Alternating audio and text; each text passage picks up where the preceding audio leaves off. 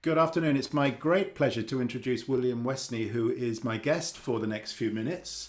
We're going to be talking about all sorts of things related to piano, piano playing, piano practice. William is the winner of the Geneva competition and the author of one of the most interesting books I've read on piano playing called The Perfect Wrong Note. Well, it's not really exclusively about piano playing, is it, Bill? No.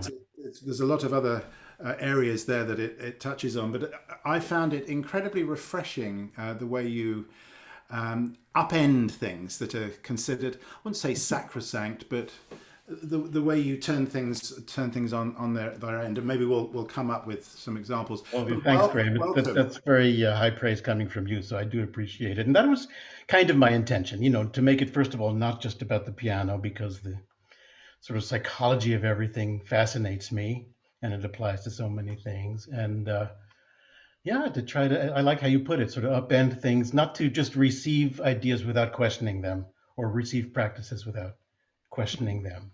I would hope our students do the same thing. And I love to be questioned. I don't know about you, but I mean, most of my students have been like college age and so on. But I always figured it's their job to ask me, well, why do you say that? Why do you think that's true? And I should always have a good Yes. answer for that.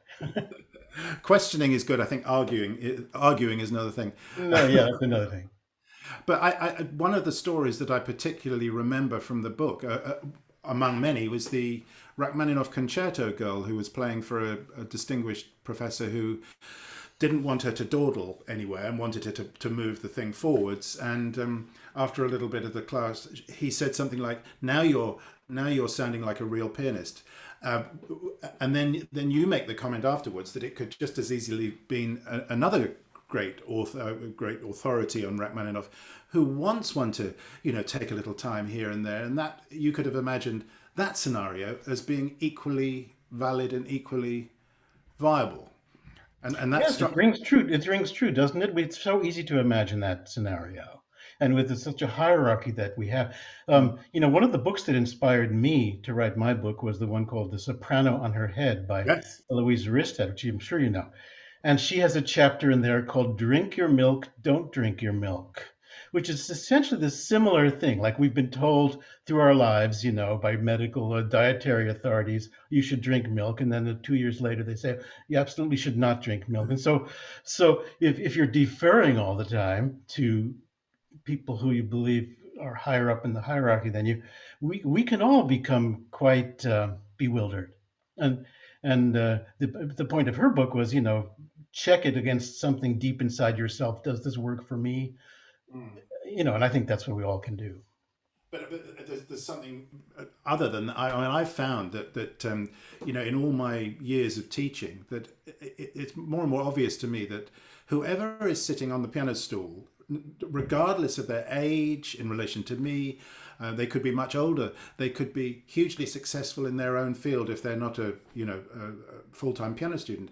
They need the teacher becomes the parent, and then if the parent is giving them sort of abusive messages like, now you're sounding like a real pianist because of me, in other words, you weren't before, Right. Yes. we're into a real trouble. And there was one student I had in New York who was a very right up there in his career, who once played a Beethoven sonata. I was a young man and he was an older man, and he played me a Beethoven sonata, and at the end of it, the way he looked around, so here's him sitting, there's me sitting here. He looked around at me like, the eyes were down here, and he said he wanted me to affirm him. And I was at an age when I didn't quite understand that, but I realized, oh, anybody who's sitting on the piano stool needs that, is in a position of vulnerability, actually. They need that affirmation from the teacher. And the affirmation had better be good, it better be positive, framed positively. Or at least very honestly. I mean, I think to be falsely positive is never good, because then it has the ring of falsity to it, and then they don't trust you. So because people are very intuitive about these kind of things, Oh, and yeah. so to me it all depends on, and I'm sure you're very good at this, establishing a solid, comfortable, enjoyable relationship with Mm. a person, based on humor and frankness and a lot of things, where within which that relationship you can be very blunt. Yes. I think people are like parent and child. You're testing the children are testing the relationship a lot, testing the limits of it. You know what I mean? And it's okay because I think, in other words, it's sort of dull if we're in a master class, let's say, or a studio class, and everyone's required to say one positive thing before they say, so it could be a little bit contrived, but I mean, it all depends on the relationship. If the relationship in that class is a healthy one with lots of mutual respect, you can be direct. And I think it's subtle, but these are such important relationships. And there are times when teachers, are at that moment when someone's looking to the teacher for that affirmation, like you say, the responsibility is huge because it's like parental and also like a sort of therapist rolled into that. Um, I think it's wonderful. It's a wonderful, enjoyable uh, profession when it comes to that. If you embrace it, and I'm sure you agree, to interact with people in that sort of intimate way, in that trusting way. So many wonderful things can come of it, but it's a great responsibility too. It's a great responsibility. It's a great privilege to get to know somebody. It's a kind of an intimate relationship in many ways, isn't it? When you're working one on one with somebody over the course of some time, and they bear their soul in a lesson. They have to. They need to communicate. Yeah, they bear their soul, and there can be tears, and it doesn't mean it's a bad lesson. I mean, No, one of the things sometimes it's frustration, it's something else. It's really meeting yourself. If you're the student, we've all had experiences like this. You meet yourself in a way, in a kind of painful way, and then from that, you look back on it and say, "That was the best thing that ever happened. I needed to have that pang of recognition or that pang of frustration. We're big boys and girls. We can handle it. It's the way we grow. It's well, as long as it's done without cruelty, I think that's the thing. That absolutely, absolutely, yeah, absolutely, yeah. there is a lot of cruelty in the teaching world sometimes. Not always, but sometimes you sense that the Well, it's been the tradition. I remember when I was first starting out. I had one teacher who was hugely influential to me, and it was his philosophy that became the perfect wrong note philosophy, and I felt like I was sort of a messenger for what I learned, and I valued it so much. And he was just a great, great teacher for me. But occasionally there'd be this kind of sarcasm or something, and I knew it was coming from the sort of European tradition. I got that. I was, 17, 18. But I remember thinking in the back of my mind, this little nugget of information that you just gave me, did it have to be quite such a bitter pill to swallow? I'm sorry, I mixed my metaphors there, Graham. Forgive me, but I yeah. mean, why was that necessary? I mean, I could see that even then. Do you know what I mean? Like, it's just a bit of laziness. It's kind of the tradition. Maybe it's fading away now. Things have certainly changed. Absolutely, no, for sure. Well, I've got a list of things here that I wanted to bounce off you, or Sure. at least chat about. And one of Good. the at the top of the list is something that we both have a background in, and that's Dalcroze. Uh, Yes. I'd love to know more about your background in Dalcroze and how that's impacted your work, your teaching work, your Oh, playing. what a great question, because you'll probably have to rein me in on this one. I get too excited. You know, uh, I start my book by talking about being in a Dalcroze class when I was 3 years old, and I credit it with not only the fact that I trusted myself to be a musician and find the music in me and develop it, but the fact that I equate it with joy and with physical Mm. involvement in a wonderful way, because no one is more joyfully and physically involved in the world than a 3-year-old. I have a 3-year-old grandson right now, and there's no one in the world I'd rather spend time. And it's just incredible that aliveness, and that curiosity which we can bring to our piano playing, aliveness, enjoyment of the body, curiosity, all the things that a 3-year-old has, and Dalcroze just channels that, and not only that, but the sense of rhythm, right, Yes. in your whole self. Yeah. Once you figure it out there, you never have a problem with it again, and uh, and so on. So it's just a gift. I think it's tragic in a way. Maybe that's too strong a word, but certainly regrettable that Dalcroze's insight and approach didn't just revolutionize worldwide, the way music is taught, because the idea that every musical concept can be and needs to be understood physically, Yes, mentally yes, and yeah. physically together. That in my mind should be the baseline, and it's such a thrilling thing. I know that whenever I've been at teacher conferences, music piano teacher conferences, and so on, if somebody's doing a Dalcroze session, it's packed with people, and Mm. they're having the best time of their life. I mean, you can just see it and sense it. It's such a joyful and fabulous thing. I just wish it were a bit more available to the Yeah. average piano student. It doesn't seem to be. I fell into it by accident. I was at the Manhattan School of Music doing a master's degree, and I had to make up credits, a degree in piano performance, and I had to make up credits. So I thought, well, I've done harmony, I've done my counterpoint. What should I do next? And I looked at the brochure, the prospectus, and I thought, I know about Dalcroze, and I know it's supposed to be very good. So I ended up in the class of Robert Abramson, who's one of Yep. the big authorities on Dalcroze. And I have to say, though, I think it was about 3 hours a week we did class time. Some of the highlights of my musical education, how to live rhythm, how to not feel rhythm, not just think rhythm, but live it, be that piece. But all the movements that one would make reflect the music. I shadowed Bob Abramson for a day at Manhattan School when I was beginning to do my own workshops, and just to see what he was up to. And I'll never forget in that class, beating, the four beat, the beat of 4/4 time, right?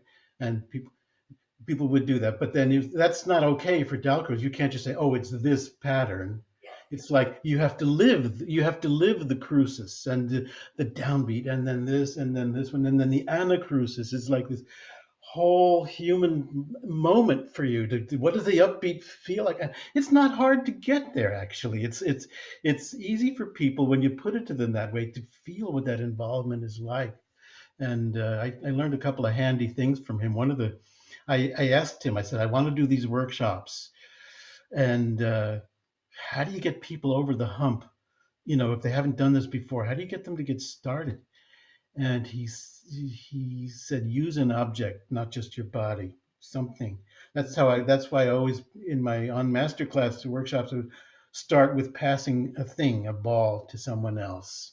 Yes. There's an object you pass. And another thing that I learned from him, which works so well, is that the easiest thing for people to do is to copy you. In other words, if you say to somebody, just mimic whatever I do, just follow me. It takes all the responsibility off of them. So if I do crazy things, and they're just following me and mirroring me, it's Yeah. an easy way for them to fall into it. And then you say, well, now I'll follow you. Now it's your turn. You be the leader, and I'll be the follower. It's just great. That's wonderful, and of course he was a very great teacher. I mean, a Yeah. terrific inspiration in his not only his classes but also his lectures. I can remember we spent something like 2 months on 6/8 time and feeling the different qualities of, crucis, anacrucis, metacrucis, whatever, and it was just an inexhaustible. He was an inexhaustible supply of not information but experience. I think that's what Yeah, he. and tricks, teacher tricks. I don't think that's a bad word. I mean, just very clever ways to get into things. Actually, let me ask you a question that comes from that, if you don't mind. So, I mean, one of the things I got from that was this sense of enjoyment. I mean, I've lectured on this and I've talked about it a lot, and it's been the basis of my teaching about a lot of things. Hmm. Physical enjoyment, primarily, and um, I know that in your videos and so on, you have lots of good solutions to things that work and so on. Would you agree with me that one way to gauge if it's working or not is if it feels fun or feels like, yeah, I could do this all day, like this feels really good to me, not just that it's correct, but that it feels good. You know what, Bill? I think your influence has certainly come down to me not only through the book but through the Piano Teachers Course UK, which I know you've got an Right. association with. We have.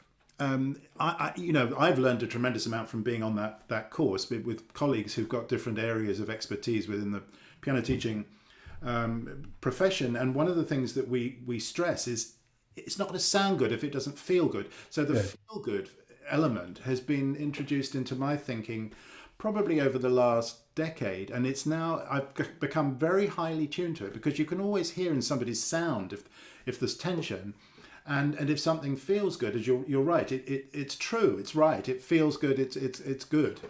I think the So, body is very wise in this way somehow. There's a wisdom there, and it tells us something important. I mean, and I think it's hard to convey technical approaches like rotation of the arm or something like that. And if a person does it just to please you or to please me and says, "Is this what you wanted me to do?" and it, yeah, whatever, that's yeah. not really what we want them to do. And it doesn't mean they've quite. It's not easy to convey it. Everyone has to find it in their own kind of personal way. I think you would probably agree. I mean, we can point them in a direction on something, Yeah. but there's a grasping of it that we do personally and internally, and oftentimes not in the lesson, but 3 days later, when you're all by yourself, you figure out, oh, that's what he was talking about. Um, and so I think that if they know that the expectation is this should feel good to you when you do this, you should enjoy it.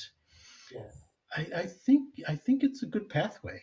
Oh, absolutely. No, absolutely. And you're right. We've got to make all these things our own. We can't just follow a recipe that says do this, do that. We've got to incorporate it and then make it our own, because everybody's body is different, isn't it? Everybody's. Yeah, and that's one of the most challenging things about being a good teacher because the words are so clumsy and imprecise to describe these things. And even a demonstration is very helpful, but it doesn't quite get there. Hmm. It tells you a lot, but I mean, watching someone do it doesn't mean you've got it. No. And sometimes, you can have somebody. I've gotten information by having somebody just grasp my wrist and say, "Feel what's going on when I do this." Mm. What do you? And I wish I'd thought of it years before. I mean, because I do a certain.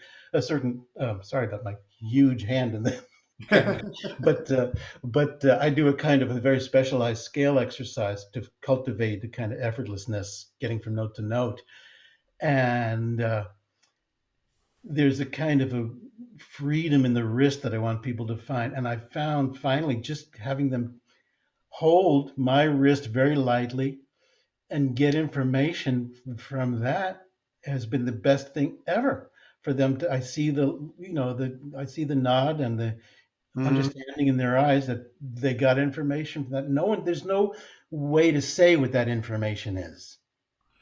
Well, that isn't that the basis of the Alexander approach. The teacher touches the student in a way that transfers the information from the teacher through to the student in a kind of osmotic way. Is there such a word as osmotic? By I don't even osmosis. know. Yeah, Yeah, I've just invented a new word. you've just created it. Yeah. Yeah. Yes, that's the hope anyway, that it'll be transmitted that way. I don't know that that always works, but that's the belief, I think. Yes. Bill, we can't finish without talking about your unmaster classes. I'm dying to know a little bit more. Would you mind sharing with us a little bit about what they are?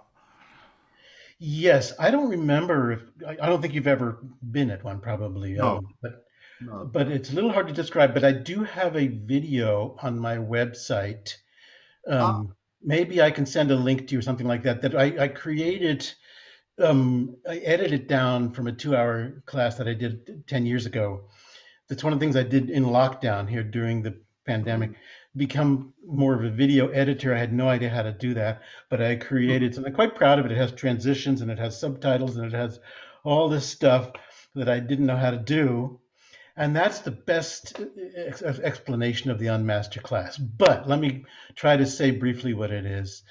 Um, I used to think, and still do, that many master classes are not as successful as one might hope. Some are, if it's done by someone who's got a lot of people skills. Mhm. Not always the case, and they can be intimidating uh, and boring.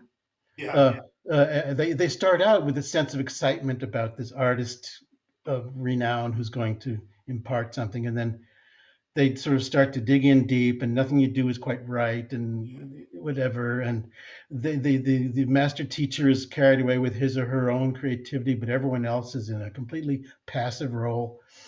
and the person playing is kind of like a fifth wheel, and like, what am I doing here, and everything I do is wrong. There's a lot that can be not very good about it from a humanistic point of view or a musical point of view.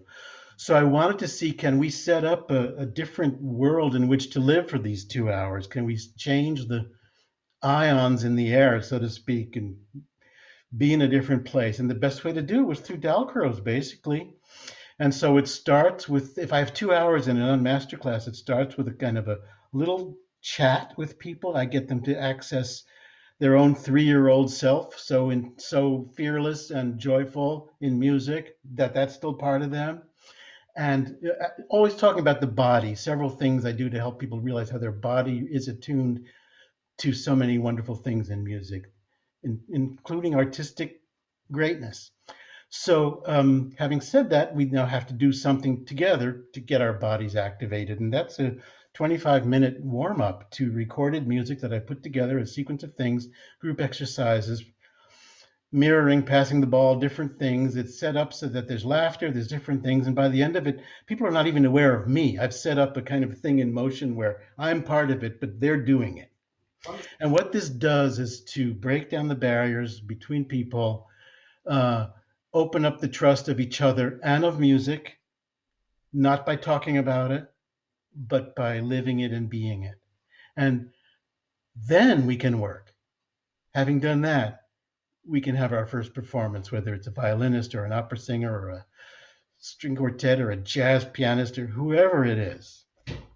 And then the other hallmark of the unmastered class is that before the performer starts to perform, I ask them a question, which is something along the lines of, what would you like to know about your performance of this? Mm-hmm. So that they have buy-in and we honor their on. It's not up to, it's not this guessing game like, what will he want? What will he say? What's the game? What are we doing? They have power and control. And then we respond to that and take it from there. And so, and the audience is instructed to restrict their, it's kind of like group therapy, to restrict their responses to, here's what I got. Here's what I got from your playing or singing. No advice, no helpful suggestions, only here's what I got. And we take it from there. I know you understand. So I am very thrilled with it. I've been doing this for 35 or 40 years, and it's, I'm a facilitator. I think that's wonderful. We're going to put a link to that in the Yes. box below. So if you're watching, click on the link below, and you'll be able to see Bill's unmasterclass video. Yeah, it's very interesting because I also believe that the masterclass format, traditional masterclass format, is full of problems. And I find myself asking, what would you like to get from this 30 minutes or 20 minutes, whatever it is? What would you like to get from this, from me? And what does it do for a person's confidence, as if you're the student in a master class?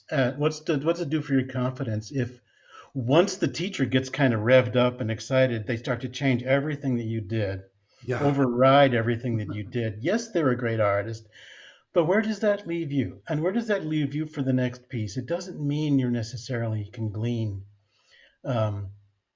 empowering things. You can walk away thinking, well, I guess I just don't get it or something. Or it can be humiliating. I won't mention the name, but a very, very famous pianist who's now no longer with us was giving a masterclass where it didn't matter what the person did. They were playing some, I forget what it was, but whatever it was, it wouldn't have mattered how they played. This person was going to give exactly the same information to whoever would have played in the same way, and it was totally not directed at the student. It was an ego trip on her part, and it was, I found it very, very disquieting. I didn't like it at all. The idea that it was so depersonalized and it was a vehicle for the ego. Oh yeah, it happens, and I used to do something like that. I just, I don't feel good about it. That's one of the reasons why I was following the model that I knew. And that's one of the reasons I wanted to change it. I'd be teaching something, and then I would say to the student, well, just shove over. Let me just try to illustrate, and then I would say as an aside to the audience, well, I haven't touched this piece in 25 years. And then, of course, that takes all the pressure off of me. So then I'll play it much better than they did. I mean, this is not fair. Oh, no, no. This is not fair to do these things.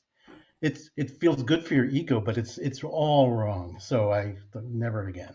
Yes, it's the wrong way around, isn't it? The benefit should be to the student and not. Absolutely, absolutely, yeah. So we have to reinvent.